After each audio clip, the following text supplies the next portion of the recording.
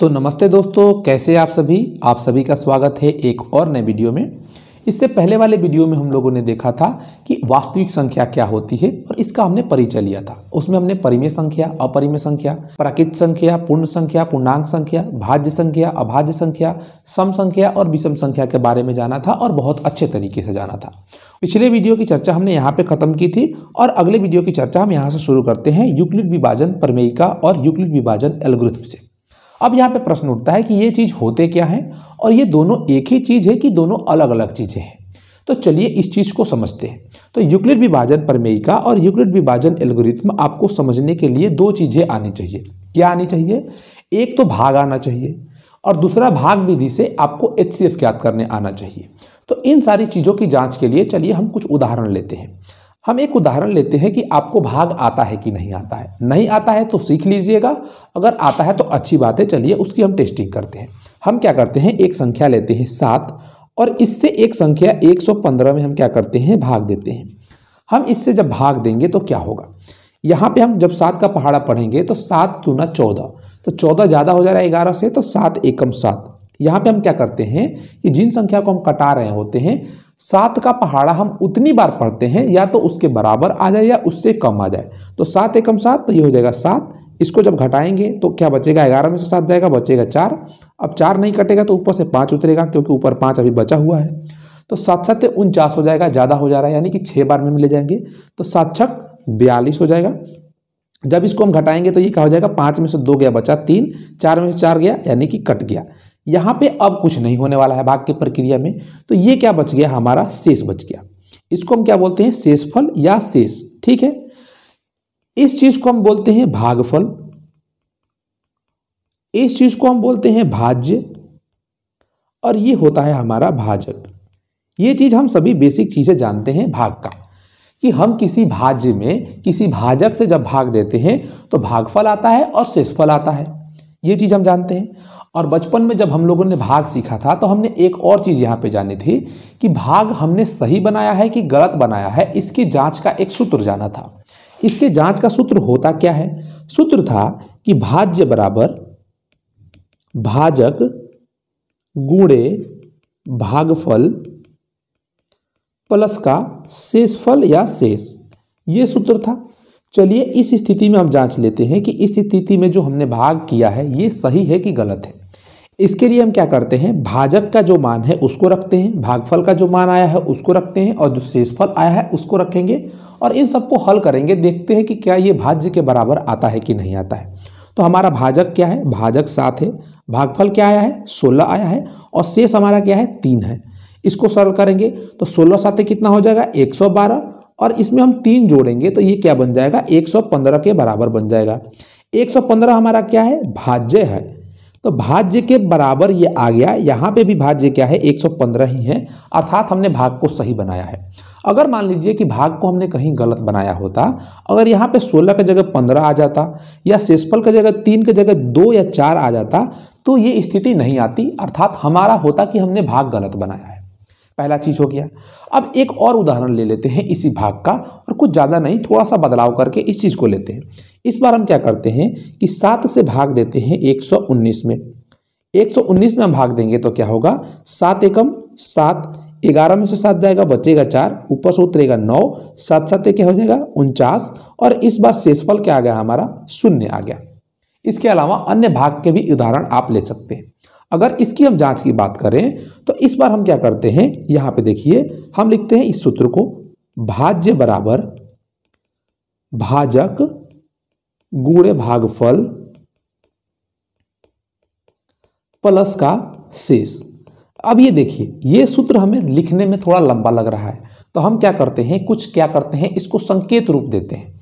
इसको हम क्या कहते हैं, इसको हम A मान लेते हैं, इस भाजक को हम B मान लेते हैं, इस भागफल को हम Q कह देते हैं और इस शेषफल को हम R कह देते हैं। तो अब ये सूत्र क्या बन गया, A बराबर B गुणे Q प्लस का R बन गया।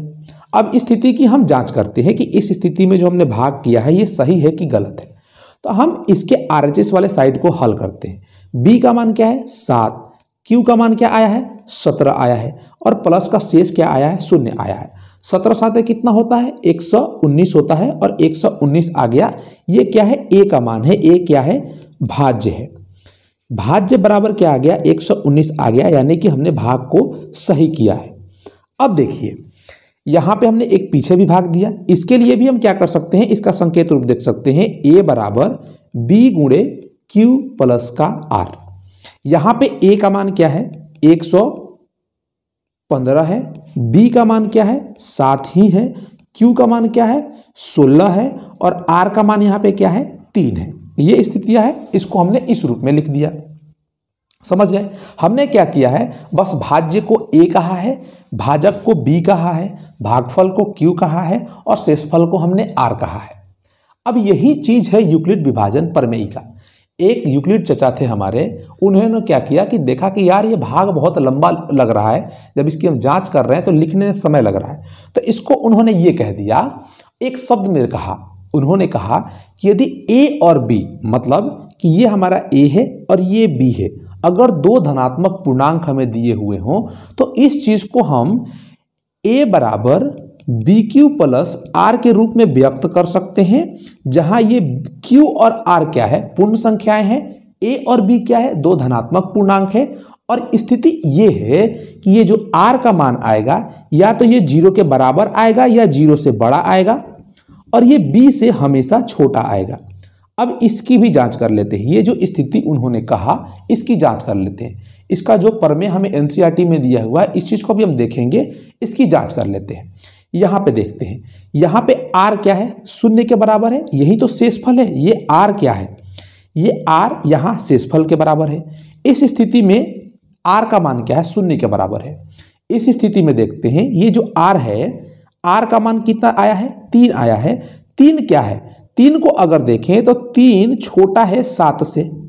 यहां पे हमने क्या लिखा है कि आर का जो मान है बी से छोटा होना चाहिए। 7 क्या है बी क्या है 7 है और 7 से छोटा है आर, यानी कि या तो ये 0 आएगा या बी से छोटा आएगा। इसके कहने का मतलब यही है कि जो आर का मान होगा, जो शेषफल होगा, बी से हमेशा छोटा होगा या 0 से बड़ा होगा या 0 के बराबर होगा। अगर हम कह देते हैं कि ये जो आर का मान है आर ये बी से बड़ा होगा, अगर ये आर बी से बड़ा हो जाएगा अर्थात या बी के बराबर हो जाएगा, ये 7 हो जाएगा अगर यहाँ पे, तो एक बार में और भाग लग जाएगा जो कि गलत हो जाएगा। यहाँ पे मान लेते हैं ये 8 होता या 10 आ जाता, फिर भी एक बार में ये भाग लग जाता, तो हमारी ये भाग की प्रक्रिया गलत हो जाती। इसलिए यहाँ पे ये स्थिति लगा दी गई कि जो आर का मान है ये 0 से लेके बी के नीचे ही रहेगा, या तो 0 होगा या उससे बड़ा होगा, और बड़ा भी होगा तो कहां तक बड़ा होगा, बी से छोटा ही होगा, बी के बराबर भी नहीं होगा, बी से छोटा होगा। अब इसके थ्योरी को हम लोग देख लेते हैं, जो एनसीईआरटी में प्रमेय हमें दिया हुआ है इस चीज को देख लेते हैं ये क्या कहता है। ठीक है, यहां पे हमें प्रमेय दिया हुआ है, ये प्रमेय 1 है और यूक्लिड विभाजन प्रमेय का इसको कहते हैं। देखिए क्या कह रहा है कि यदि दो धनात्मक पूर्णांक a और b दिए रहने पर ऐसे अद्वितीय पूर्ण संख्याएं q और r विद्यमान है कि a बराबर बी क्यू प्लस आर है, जहां r का मान 0 के बराबर या 0 से बड़ा है और b से छोटा है। यही हमने देखा था।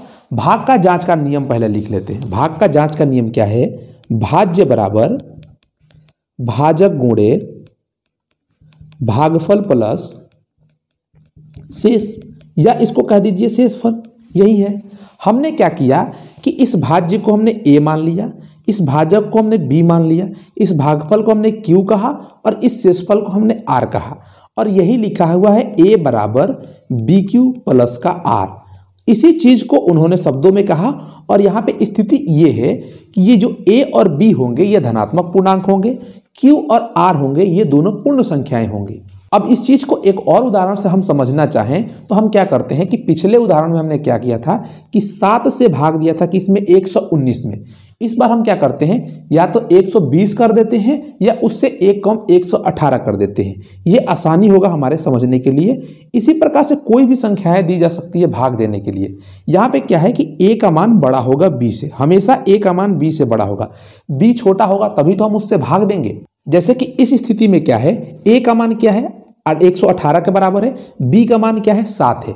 a बड़ा है किससे, b से, यानी कि 118 बड़ा है 7 से, ये हमें दिख भी रहा है। अब हम भाग देते हैं। जब हमने भाग दिया तो ये क्या होगा, 7 एकम 7, ऊपर से घटेगा 11 में से 7, बचेगा 4, ऊपर से उतरेगा 8, 7 7 49, ज़्यादा हो जाएगा तो 6 बार में हम ले जाएंगे, 7 छक क्या हो जाएगा 42 हो जाएगा, घटाएंगे शेषफल क्या बचेगा 6 बचेगा। अगर हम देखें तो इस स्थिति में शेषफल कितना आया था, 3 आया था। इस स्थिति में शेषफल क्या आया, 0 आया। और इस स्थिति में शेषफल क्या आया है, 6 आया है। तो यहाँ पे अगर हम देखें तो क्या हम निष्कर्ष निकालते हैं कि यहाँ पे जो बातें कही गई है कि जो r का मान होगा या तो ये 0 के बराबर होगा या 0 से बड़ा होगा और b से हमेशा छोटा होगा। देखिए ये जो 6 है, 6 छोटा है 7 से। उदाहरण पीछे अगर उदाहरण में देखें तो 0 आया था, 0 क्या है, बराबर है r के। यहाँ पे जो r आया है ये छोटा है b से। पिछले इस उदाहरण में जिसमें हमने 119 लिया था उसमें r कितना आया था, 0 आया था। जिसमें हमने 115 लिया है उसमें r क्या आया है, 3 आया है। ये भी कितना है, b से छोटा है।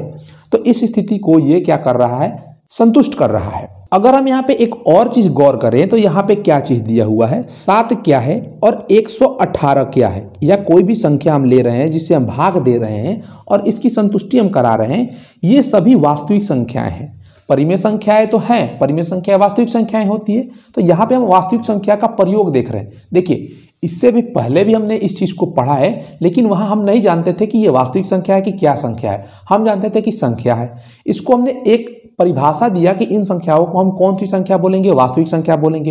ये पूर्ण संख्या है, पूर्णांक संख्या है, ये तो है, लेकिन इसको सबसे ऊंचा हमने नाम दिया है कि ये वास्तविक संख्या है और वास्तविक संख्या का प्रयोग करना हम सीख रहे हैं।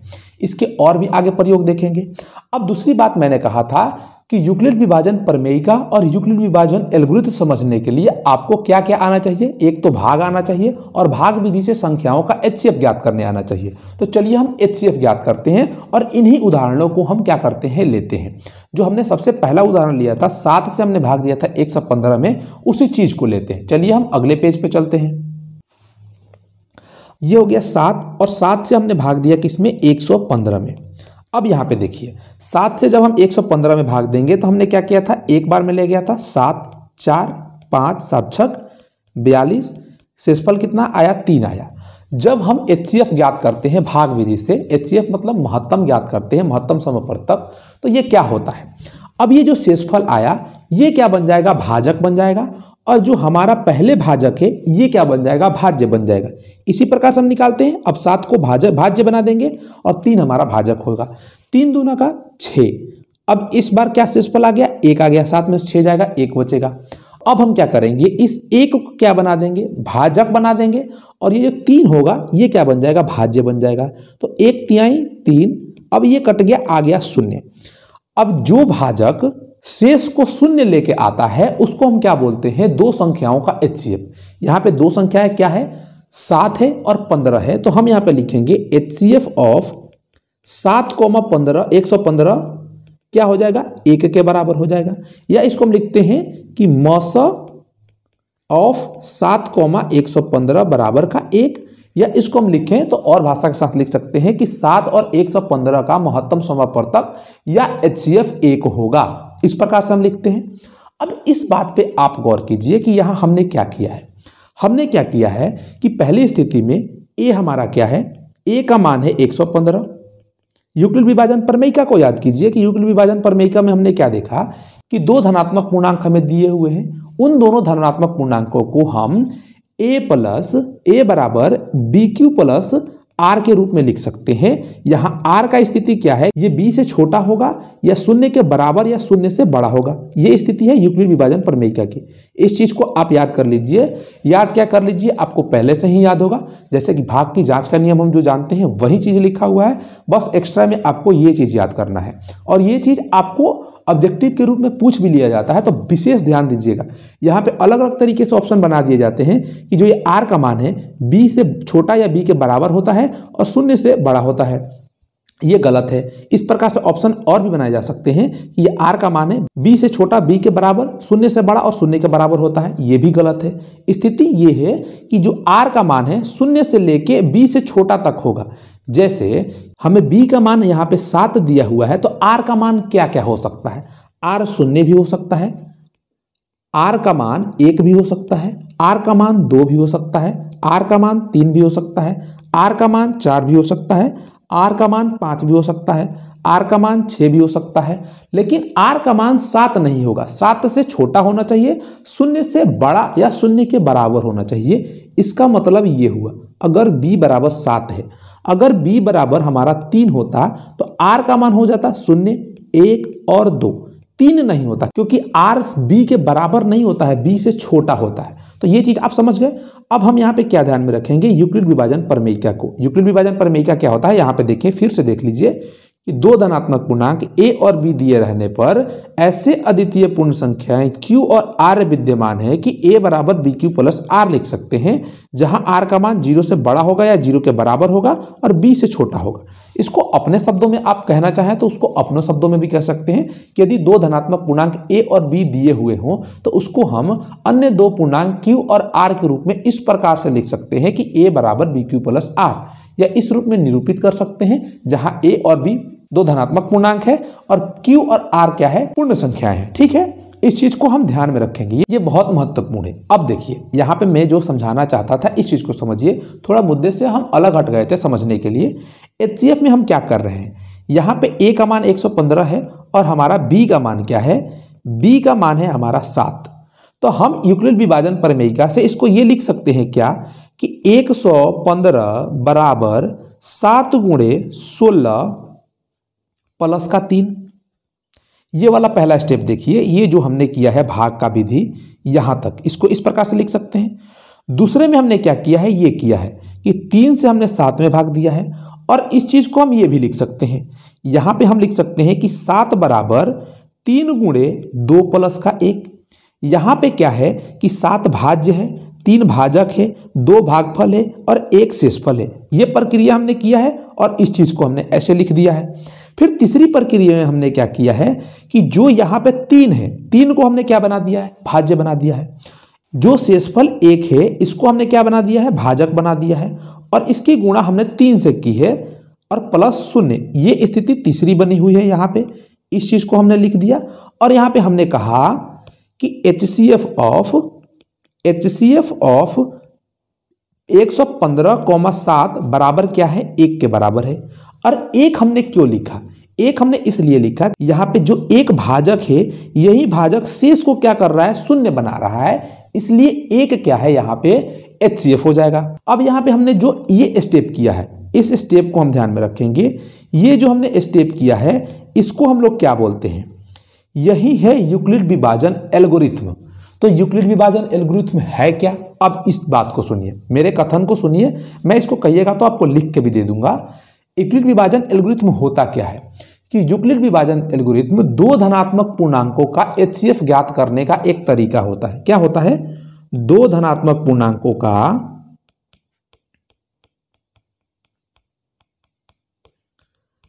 HCF ज्ञात करने का विधि होता है या तरीका होता है। क्या चीज होता है ये क्या चीज है, एक बार मेरे साथ दोहराइए। ये है यूक्लिड विभाजन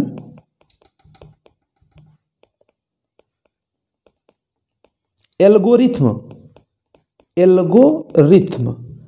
ये समझ गए कि ये क्या है, यूक्लिड विभाजन एल्गोरिथ्म है। और यूक्लिड विभाजन प्रमेयिका क्या होता है, दो धनात्मक पूर्णांकों को हम a plus b q plus r के रूप में व्यक्त कर सकते हैं। बस इतना ही है यूक्लिड विभाजन प्रमेयिका। और यूक्लिड विभाजन एल्गोरिथ्म क्या है, उस यूक्लिड विभाजन प्रमेयिका का प्रयोग करके दो धनात्मक पूर्णांकों का HCF ज्ञात करने का एक तरीका है। यहाँ पे NCERT में आपको दिया गया है कि एल्गोरिथ्म और प्रमेयिका होता क्या है। एल्गोरिथ्म होता है किसी काम को करने का तरीका, और प्रमेयिका क्या होता है, पहले से सिद्ध किया हुआ कथन होता है जिसका हम प्रयोग अन्य कथन को सिद्ध करने में करते हैं। समझ में आ गया। अब देखिए इसका प्रयोग हम करेंगे, इसका उदाहरण हम लेंगे। तो चलिए हम इसका उदाहरण लेते हैं और इस चीज को समझते हैं। यहाँ पे हम क्या करते हैं, यहाँ पे हम एक उदाहरण ले रहे हैं, एग्जाम्पल नंबर 1। ये क्या दिया हुआ है, हमें दिया हुआ है एक 42 दिया हुआ है और 445 दिया हुआ है। यहाँ पे मैं कहूँ तो a बराबर 445 और b बराबर हमें दिया हुआ है 42। अब मैं कह रहा हूँ इस चीज को कि यूक्लिड विभाजन प्रमेयिका के रूप में इसको दर्शाइए, यूक्लिड विभाजन प्रमेयिका के रूप में। विभाजन प्रमेयिका के रूप में। इस बात पे ध्यान दीजिएगा, इस नाम पे ध्यान दीजिएगा। यूक्लिड विभाजन जो प्रमेयिका और एल्गोरिथम है ना, वो कोई अलग चीज नहीं है, एक ही चीज है। बस फर्क इतना है कि एक सिद्ध किया हुआ कथन है और एक काम करने का तरीका है, बस, और कुछ ज्यादा फर्क नहीं है। तो हमें यहां से कहा गया है यूक्लिड विभाजन प्रमेयिका का प्रयोग करना। तो अगर हम पहली बार पढ़ रहे हैं तो ये हो सकता है कि हमें याद ना रहे पहली बार में, तो हम क्या करेंगे, अगर इस प्रकार का प्रश्न अगर हमको मिलेगा तो हम एनसीईआरटी बुक खोलेंगे या जिस बुक को भी हम पढ़ रहे होंगे उस बुक को खोलेंगे और फिर से एक बार देखेंगे कि यूक्लिड विभाजन प्रमेयिका होता क्या चीज है। तो हमें यूक्लिड विभाजन प्रमेयिका यहाँ पे दिया हुआ है, तो इस चीज को पढ़ेंगे और एक बार फिर से समझेंगे। पहले हम थ्योरी को पढ़ेंगे फिर से समझेंगे। तो मुझे पता है, मैं आपको तरीका बता रहा हूं करने का, ठीक है। तो हम यहाँ पे प्रश्न पे चलते हैं। प्रश्न पे जाने के बाद हम प्रश्न को लेंगे। यूक्लिड विभाजन प्रमेयिका के अनुसार क्या होता है कि यदि दो धनात्मक पूर्णांक a और b दिए रहेंगे, जहां a बड़ा होगा b से, तो हम इसको a बराबर बी क्यू प्लस आर के रूप में लिख सकते हैं। यहां r का जो मान होगा b से छोटा होगा, शून्य से बड़ा होगा या शून्य के बराबर होगा, इस स्थिति में होगा। यही है यूक्लिड विभाजन प्रमेयिका। तो चलिए इस काम को हम करते हैं। हमें जो दो संख्याएं दी हुई है इसको हम इस रूप में व्यक्त करते हैं। कुछ नहीं करना है, बस 42 से 445 में भाग दे देना है। एक स्टेप में भाग देना है, शेषफल कुछ भी आए हमें कोई फर्क नहीं पड़ता है, बस इसको हम इस रूप में दर्शा देंगे। तो अगर आपको दिक्कत हो रहा है कि आप डायरेक्ट इस रूप में लिखेंगे कि 445 बराबर 42 गुणे, अब किस चीज से गुणा करें और क्या शेषफल आएगा, हमें ये इस तरीके से करने में दिक्कत हो सकता है। तो हम क्या करेंगे, भाग देंगे। भाग दे रहे हैं यहाँ पे रफ में, हम इसको भाग दे देंगे। 42 भागे 445 एक बार में जाएगा, ये हो गया 42, ऊपर से उतरेगा 4 में से 2 गया 2 और ये होगा 25, ये कट गया। अब यहाँ से भाग नहीं जाएगा। जब भाग नहीं जाएगा तो हम क्या करेंगे, यहाँ पे शून्य बिठा देंगे एक भागफल में। यहाँ पे शून्य क्यों बिठाते हैं, अगर नॉर्मली भाग नहीं जाता तो कोई शून्य नहीं बिठाते, लेकिन ऊपर से हमने एक अंक उतारा है और फिर भी भाग नहीं जा रहा है, तब हम यहाँ पे एक शून्य बिठाते हैं। तो अब हम क्या करते हैं, यहाँ पे ये क्या हो गया, Q हो गया, ये हो गया R के बराबर, ये हमारा B है और ये हमारा A है। तो हम Q के जगह पे क्या लिख लेते हैं, 10 लिख लेते हैं और प्लस का शेषफल हमारा कितना आया है, 25 आया है। इसको चाहे तो आप जांच भी कर सकते हैं। तो यूक्लिड विभाजन प्रमेयिका से इसको हमने इस रूप में व्यक्त कर दिया, बस इतना ही है। अगर कहा जाता कि यूक्लिड विभाजन एल्गोरिथम का प्रयोग करके, किसका प्रयोग करके, यूक्लिड विभाजन एल्गोरिथम, यहाँ पे इस चीज को मिटाते हैं और समझते हैं। यूक्लिड विभाजन एल्गोरिथम का प्रयोग करके 445 और 42 का HCF ज्ञात कीजिए। तो हम क्या करते, हम लिखते हैं कि यूक्लिड विभाजन प्रमेयिका से इस चीज को हम थोड़ा सा नीचे लेके चलते हैं। इसको हमने नीचे लिया और यहां पे हम क्या लिखते हैं, हम लिखते हैं यूक्लिड विभाजन प्रमेयिका से, यूक्लिड विभाजन प्रमेयिका से। ये क्या हो जाता है, यूक्लिड विभाजन प्रमेयिका से इस चीज को हम इस रूप में लिख सकते हैं। ये हमारा हो गया यूक्लिड विभाजन प्रमेयिका से एक स्टेप। लेकिन हमें HCF ज्ञात करना है और HCF ज्ञात करने में हमारा ये शेषफल है, ये शून्य आना चाहिए, तभी हम HCF ज्ञात करेंगे। तो हम क्या करते हैं, भाग विधि से रफ में इस काम को कर लेते हैं। हम करेंगे तो हमने क्या करना है, 42 से भाग देना है 445 में, भाग देते हैं। पहला स्टेप, एक बार में 42 गया, 4 में से 2 गया 2, ऊपर से उतरेगा 5, भाग नहीं जाएगा, ये शून्य बच गया। शेषफल हो गया 25, अभी शेषफल शून्य नहीं आया है। तो हम क्या करेंगे, यहां से हम क्या करने वाले हैं कि ये जो शेषफल है इसको हम बना देंगे भाजक, और जो हमारा पहले भाजक है उसको हम बना देंगे भाज्य। तो ये हो गया 42। अब कटाइए, 25 दूना 50, 2 बार में नहीं जाएगा यानी कि 1 बार में जाएगा, तो ये हो गया 25। 12 में से 5 गया बचा 7, 3 में से 2 गया बचा 1, यानी कि शेषफल क्या आ गया, 17 आ गया। शेषफल अभी भी क्या है, शून्य के बराबर नहीं है। तो हम क्या लिखेंगे, क्या करेंगे, इस बार जो शेषफल बचा है इसको हम भाजक बना देंगे, जो पहले यहाँ पे भाजक है उसको हम क्या बना देंगे, भाज्य बना देंगे। तो ये हो गया 25। अब देखिए 17 दूना 34, 2 बार में नहीं जाएगा, 1 ही बार में जाएगा, तो ये 1 बार में गया, ये हो गया 17। अब क्या होगा, 15 में से जाएगा 7, तो क्या बचेगा 8, और 1 में से 1 गया, कट गया। अभी भी शेषफल शून्य नहीं है, तो एक स्टेप और करेंगे। इस बार हम क्या करने वाले हैं, ये जो हमारा 8 है इसको हम बना देंगे भाजक, और जो पहले 17 जो भाजक था उसको हमने बना दिया भाज्य। अब कटाएंगे, 8 दूना 16, शेषफल क्या बचा 1, अभी भी शून्य नहीं है। तो अब क्या करेंगे, 1 को हम बना देंगे भाजक और जो पहले भाजक था उसको हम क्या बना देंगे, भाज्य बना देंगे। तो ये हो गया 8। अब इस बार कटाएंगे तो ये 8 बार में चला जाएगा और इस बार शेषफल क्या आ गया, शून्य आ गया, यानी कि r बराबर शून्य आ गया। और r का मान शून्य यानी शेषफल शून्य कौन सा भाजक लेके आ रहा है, ये भाजक 1 है। तो यही भाजक इन दो संख्याओं का क्या हो जाएगा, HCF हो जाएगा।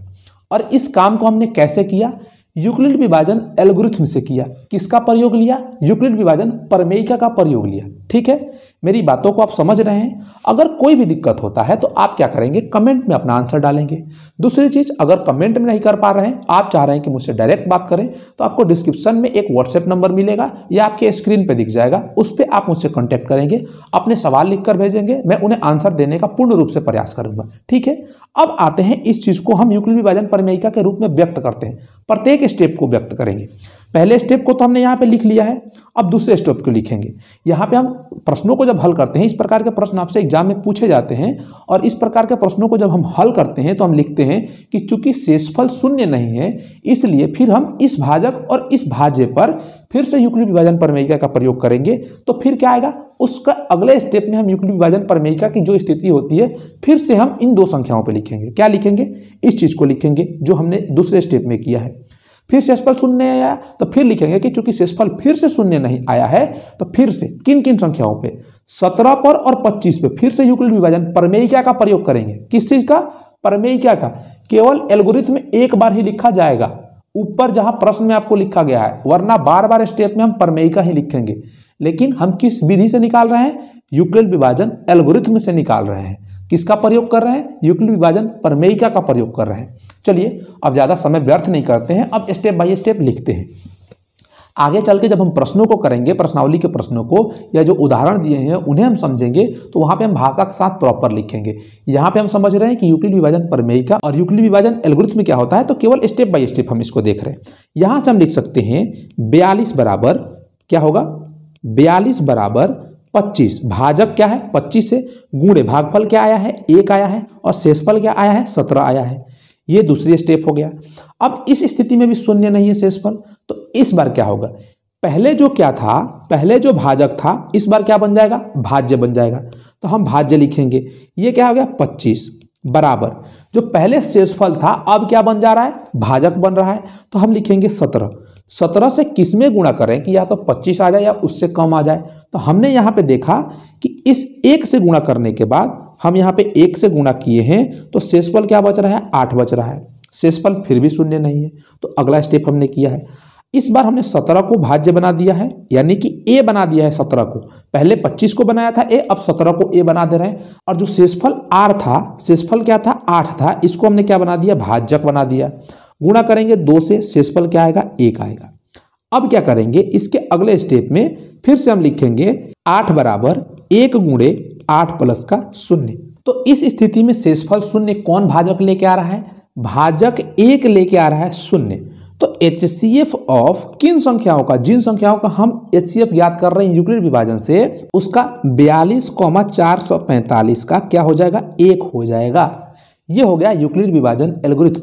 इसी प्रकार से अगले प्रश्न को देखते हैं। अगला प्रश्न क्या है, अगर हम क्या करते हैं कि a बराबर ले लेते हैं 46 और b का मान ले लेते हैं हम 23।